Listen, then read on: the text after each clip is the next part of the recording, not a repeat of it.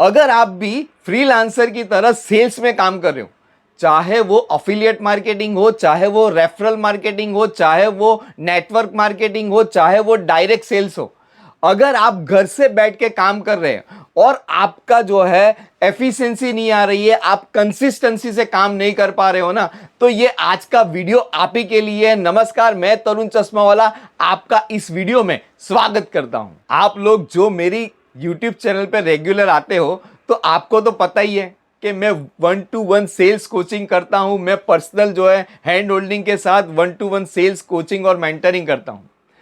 तो पिछले दिनों एक डायरेक्ट सेल्स की कंपनी ने मुझे जो है इनवाइट किया, क्योंकि उनकी कंपनी में कुछ लीडर्स जो थे वो आप ही की तरह घर से बैठ के या छोटी ऑफिस लेके काम कर रहे थे ना, उनके काम में एफिशिएंसी नहीं आ रही थी, कंसिस्टेंसी नहीं आ रही थी। तो इसीलिए मुझे उन्होंने इनवाइट किया था।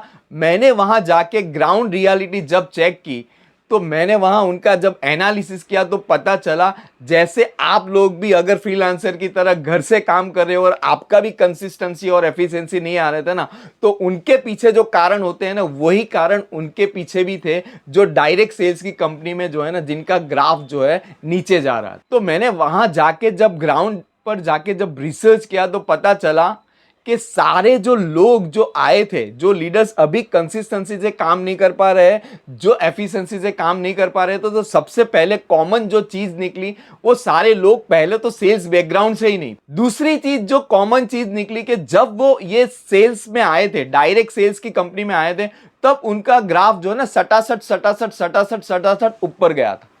मगर उसके बाद जो है पता ही नहीं चला वो लीडर को कि कैसे उनका ग्राफ नीचे के नीचे जा रहा था। फिर वहां पर कुछ जो बड़े लीडर्स थे, उन्होंने उनका मेंटरिंग किया और वापस उनका ग्राफ ऊपर गया, मगर वापस जो है ना वैसे ही नीचे आ गया। इसीलिए जो है उन्होंने मुझे जो इनवाइट किया था, मैंने वहां जाके जब देखा तो मैंने जैसे आपको बोला, पहले तो कॉमन चीज ये निकली कि सारे लोग जो है पहले तो सेल्स बैकग्राउंड से ही नहीं थे। दूसरी चीज जो मैंने देखा, वो अपने अपने घर से या तो अपनी छोटी ऑफिस से काम कर रहे थे। तो उसमें जो है ना कुछ कारण बाहर निकल के आए। तो सबसे पहला कारण जो था वो था एनवायरनमेंट।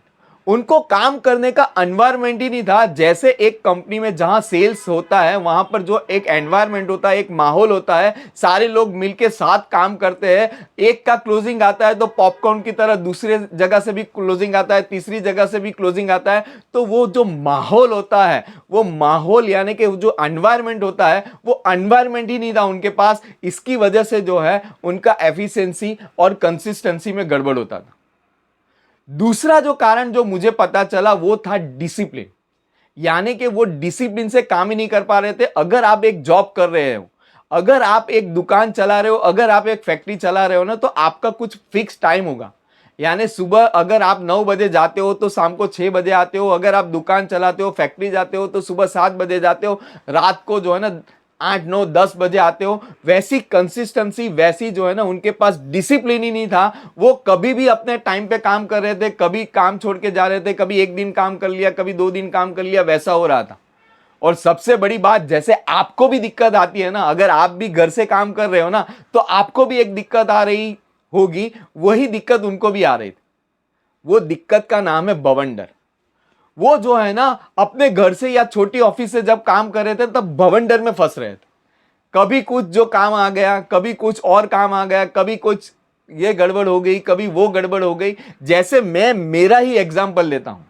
पिछले महीने जब है ना मेरे सगे मामा को जो हॉस्पिटलाइजेशन करवाया गया, तो मैं मेरे सारे 1-to-1 के क्लासेस जो है ना मुझे कैंसिल करने पड़े, क्योंकि मेरे मामा जो है ना क्रिटिकल स्टेज में थे।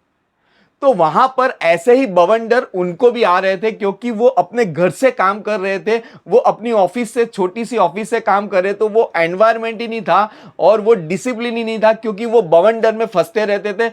जैसे जो इंपॉर्टेंट काम होता है, जैसे कि मीटिंग करना, सेल्स करना, कॉल करना, वो सारी चीज है, वो जो जो मोस्ट इंपॉर्टेंट काम है, वो छोड़ के जो है ना वो बवंडर में फंस जाते थे। क्योंकि बवंडर भी कुछ है ना इंपॉर्टेंट नहीं था। कोई अगर उनका रिश्तेदार हॉस्पिटल में चल गया, कोई जो है बीमार हो गया, किसी का एक्सीडेंट हो गया, तो वो बवंडर में फंस जाते थे। इसीलिए उनकी कंसिस्टेंसी, उनकी जो है वो एफिशिएंसी नहीं आ पा रही।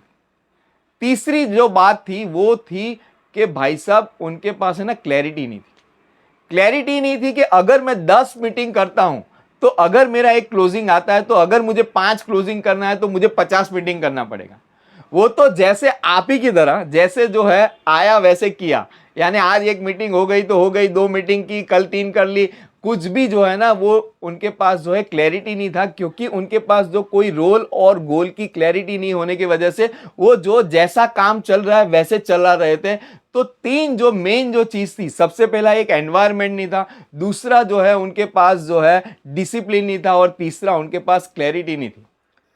फिर मैंने उनके साथ बैठ के जो है ना एक फ्रेमवर्क बना के दिया उनको, ताकि वो आगे जाके जो है डिसिप्लिन से काम कर पाए, वो कंसिस्टेंसी से काम कर पाए और वो क्लैरिटी से काम कर पाए। इसीलिए मैंने उनको एक फ्रेमवर्क बना के दिया। अगर आप भी घर से फ्रीलांसर की तरह सेल्स पे काम करें और अगर आपको भी ऐसे ही जो है ना एफिशिएंसी और कंसिस्टेंसी की जो है दिक्कत आ रही है, अगर आपको भी जो है एनवायरनमेंट का प्रॉब्लम है, डिसिप्लिन का प्रॉब्लम है, क्लैरिटी का प्रॉब्लम है, तो स्क्रीन पे दिए गए नंबर पे मुझे अभी व्हाट्सएप कीजिए। 1-to-1 सेल्स कोचिंग प्रोग्राम, ये सारी अगर आपकी भी बर्निंग प्रॉब्लम है, अगर आप भी ये समस्या से पीड़ित हो, अगर आप भी ये समस्या का समाधान चाहते हो, तो अभी स्क्रीन पे दिए गए नंबर पे मुझे 1-to-1 पर्सनल सेल्स कोचिंग लिख के बताइए।